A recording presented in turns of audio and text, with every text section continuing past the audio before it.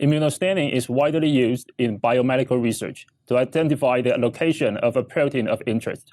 Multiplex immunostaining can detect multiple targets on the same sample using different primary antibodies. The benefit of this method is the use of commonly available buffers to eliminate antibody cross-reactivity, allowing immunostaining using 2 or more unlabeled primary antibodies from the same host species. Demonstrating the procedure will be Sophia Zheng, a graduate student, and Qiongxia Lu, a visiting scholar of my lab.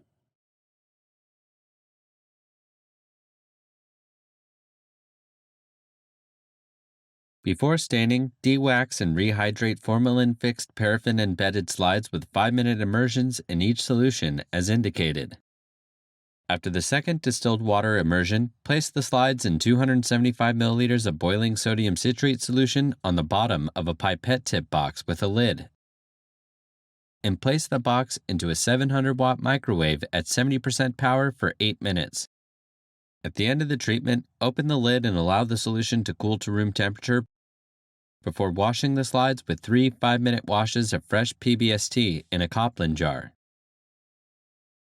To block any nonspecific binding sites, after the last wash, shake the excess PBST from each slide and cover the slides with a sufficient volume of an appropriate blocking solution. After 30 minutes at room temperature in a humidified chamber, shake the excess blocking solution from each slide and add 250 microliters of the first primary antibody of interest to each sample. To prevent samples from drying out, the slides may be covered by a piece of paraffin film. After an overnight